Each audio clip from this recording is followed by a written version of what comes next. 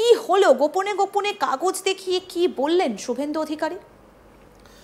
দেখো, আমরা যেটা জানতে পারছি যে কেন্দ্রীয় স্বরাষ্ট্রমন্ত্রীর সঙ্গে এই বৈঠকটা এমন একটা সময়ে এই বৈঠকটা হচ্ছে যেটা রাজনৈতিক মহলের কাছে অত্যন্ত তাৎপর্যপূর্ণ বলেই মনে করা হচ্ছে। কারণ হচ্ছে বিজেপির এখন রাজ্য কমিটি, সেই রাজ্য কমিটি কিন্তু আনুষ্ঠানিকভাবে ঘোষণা হয়নি। তো সেক্ষেত্রে রাজ্য কমিটি ঘোষণার আগে এই যে শুভেন্দু অধিকারী একেবারে সরাসরি চলে গেলেন শাহের কাছে, অমিত শাহের কাছে, এইটা একটা একটা আলাদা তাৎপর্য আছে।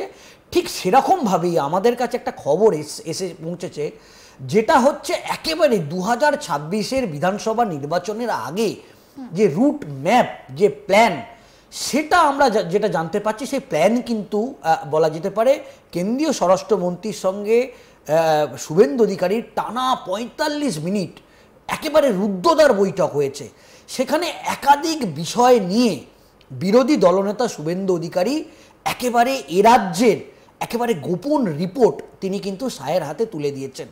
এই মুহূর্তে একটা কথা বলতে হয়, সেটা হচ্ছে বিরোধী দলনেতা শুভেন্দু অধিকারীর ওপর একেবারে পুরোপুরি নির্ভরশীল বিজেপির কেন্দ্রীয় নেতৃত্ব বা অমিত শাহ। দেখো, এই মুহূর্তে যে দিলীপ ঘোষ, তিনি কিন্তু অনেক দিন ধরেই কিন্তু দলের কাজে তাকে দেখা যাচ্ছে না। অবশ্যই সুকান্ত মজুমদার, তিনি কেন্দ্রীয় মন্ত্রী, তাই দিল্লিতে তাকে বেশি সময় কাটাতে হচ্ছে। এবং সেক্ষেত্রে আমরা যেটা জানতে পারছি, একদিকে শ্রমিক ভট্টাচার্য এবং শুভেন্দু অধিকারী তার ওপর পুরোপুরি নির্ভরশীল। আমরা প্রথমে যেটা জানতে পারছি যে দুর্গাপুজোর আমন্ত্রণ জানাতেই গিয়েছিলেন, এবং বাঙালির শ্রেষ্ঠ উৎসব দুর্গাপুজো, এবং তিনি কলকাতায় আসবেন সেই ব্যাপারে তো কথা হয়েইছে। এটা আমরা জানতে পারছি যে সজল ঘোষের যে পুজো, যেটা বা লেবুতলা পার্কের পুজো বা সন্তোষ মিত্র স্কয়ারের পুজো, সেই পুজোয় তিনি আসবেন বলেছেন। এবং ইজেডসিসি প্রেক্ষাগৃহে আমরা জানি যে দুর্গাপুজোটা বন্ধ হয়ে গিয়েছিল, বিজেপির কয়েক বছর বন্ধ ছিল, সেই পুজোটা এবারে রুদ্রনীল ঘোষ, তাকে দায়িত্ব দেওয়া হয়েছে। এবং এই দুটো পুজোর উদ্বোধনে তিনি যে কলকাতায় আসবেন এবং বাঙালির শ্রেষ্ঠ উৎসব দুর্গাপুজো, এটাকে তিনি কাজে লাগাতে চাইছেন। কিন্তু শুধু কি দুর্গাপুজোর কথা হলো? কারণ দেখো, অনেক দিন পর একান্তে বলা যেতে পারে দুজনের মধ্যে সাক্ষাৎ, এবং আমরা সূত্র মারফত জানতে পারছি একেবারে যে পাখির চোখ যে 2026-এর বিধানসভা নির্বাচন, সেই বিধানসভা নির্বাচনের বেশ কিছু গোপন স্ট্র্যাটেজি দুজনের মধ্যে আলোচনা হয়েছে। এবং এটাও আমরা জানতে পাচ্ছি যে একটা কিন্তু গোপন রিপোর্ট কিন্তু শুভেন্দু অধিকারী তিনি কিন্তু তুলে দিলেন কেন্দ্রীয় স্বরাষ্ট্রমন্ত্রীর হাতে। এবং সেই রিপোর্টে যেটা জানা যাচ্ছে, রাজ্যের একাধিক গুরুত্বপূর্ণ বিষয় মানে তিনি সেই রিপোর্টে দিয়েছেন। এবং কেন্দ্রীয় স্বরাষ্ট্রমন্ত্রী, আমরা জানতে পারছি 45 মিনিটে একাধিক এ রাজ্যের সামগ্রিক বিষয় তিনি কিন্তু প্রত্যেকটা খুঁটিনাটি বিষয় তিনি কিন্তু শুভেন্দু অধিকারীর থেকে জানতে চেয়েছেন। এবং শুভেন্দু অধিকারীও একেবারে পার্ট বাই পার্ট কিন্তু অমিত শাহকে সেই রিপোর্ট দিয়েছেন। এবং একাধিক বিষয় আছে। এবং আমরা যেটা জানতে পারছি, প্রথমত আমরা দেখেছি যে 2019-এর পর থেকে 2024 এরকম একটা কথা উঠেছে যে 2019 থেকে 24-এর যে নির্বাচনগুলো হয়েছে, এরকম সিট মানে বেশ কয়েকটা সিট আইডেন্টিফাই করা হয়েছে যেই সিটগুলোতে বিজেপি একবারও হারেনি। এমনও এরকম একটা সূত্র মারফত জানা গেছে যে শুভেন্দু অধিকারী কেন্দ্রীয় স্বরাষ্ট্রমন্ত্রীকে আশ্বস্ত করেছে যে এরকম আরও কয়েকটা সিট আছে যে সিটগুলো হিন্দুরাই শেষ কথা বলবে, সেখানে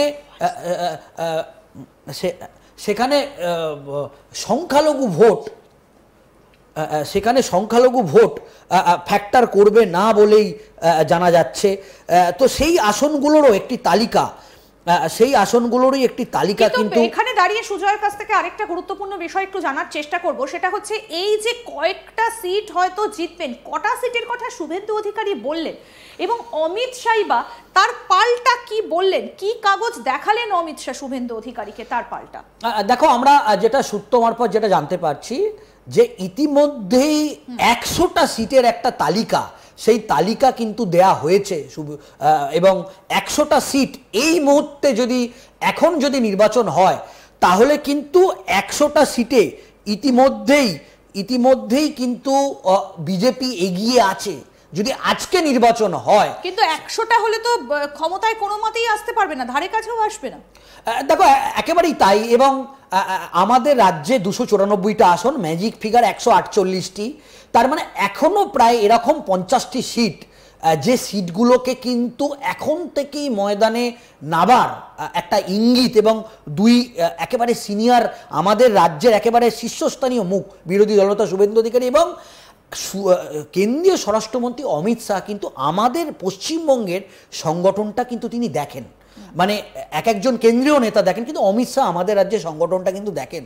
তো সেক্ষেত্রে এই 50টা সিট আর কিভাবে তারা দখল করতে পারে, এবং আমাদের কাছে একটা সূত্র মারফত খবর এসে পৌঁছেছে, সেইটা অত্যন্ত গুরুত্বপূর্ণ, যে যখন এই সিটগুলোর বিষয়ে আলোচনা হয়েছে স্বরাষ্ট্রমন্ত্রী অমিত শাহ তিনি কিন্তু আমরা যেটা জানতে পাচ্ছি যে দিল্লি থেকে এখনো পর্যন্ত 3টে সমীক্ষক সংস্থা তারা এ রাজ্যে এসেছে এবং এ রাজ্যের বিভিন্ন ইকুয়েশন নিয়ে, সেখানে মতুয়া ভোটের ইকুয়েশন, আদিবাসী ভোট যে সিটগুলো আছে বাঁকুড়া পুরুলিয়া থেকে শুরু করে যে জঙ্গলমহলে যে সিটগুলো আছে, এবং উত্তরবঙ্গের যে রাজবংশী যে আসন সিটগুলো যেখানে ডেডিকেটেড ফ্যাক্টর কাজ করে, এবং কোন কোন আসনগুলো সংখ্যালঘুরা অত্যন্ত গুরুত্বপূর্ণ ফ্যাক্টর, কেন সংখ্যালঘুদের একটা বড় অংশের ভোট সেটা কিন্তু ইতিমধ্যেই মমতা বন্দ্যোপাধ্যায়ের মানে এগিয়ে আছে যে সিটগুলো।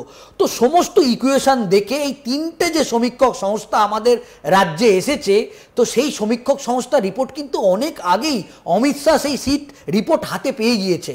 তো সেক্ষেত্রে এই যে আলোচনাটা, সেই আলোচনায় কিন্তু বিভিন্ন বিষয় নিয়ে আলোচনা হয়েছে এবং ইতিমধ্যেই শুভেন্দু অধিকারীও কিন্তু বেশ কিছু প্রস্তাব শাহকে দিয়েছে। কোথাও কি এরকম মনে হয় সুজয় যে শুভেন্দু অধিকারী যাতে অন্য বঙ্গ বিজেপির নেতারা শাহের দরবারে পৌঁছতে না পারে সেই জন্য অনেকটা তড়িঘড়ি কি শুভেন্দু অধিকারী এই কাজটা শুরু করে দিলেন যাতে তাকে বেশি প্রাধান্য দেওয়া হয়, বেশি গুরুত্ব দেওয়া হয়? দেখো অবশ্যই আমরা জানি যে শুভেন্দু অধিকারীর সঙ্গে কেন্দ্রীয় স্বরাষ্ট্রমন্ত্রীর সম্পর্কটা আমাদের রাজ্যের মানে সবাইরই জানা যে সম্পর্ক অত্যন্ত ভালো।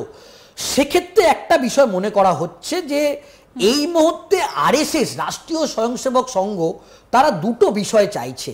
এক, দলের ব্যাপারটা মানে পরিষদীয় দলের ব্যাপারটা পুরোপুরি সিদ্ধান্ত নিক বিরোধী দলনেতা শুভেন্দু অধিকারী, এবং সংগঠনের দায়িত্বটা দেখুক শ্রমিক ভট্টাচার্য, এবং পার্টির যে সাধারণ সম্পাদক সংগঠন থাকবে এটা কিন্তু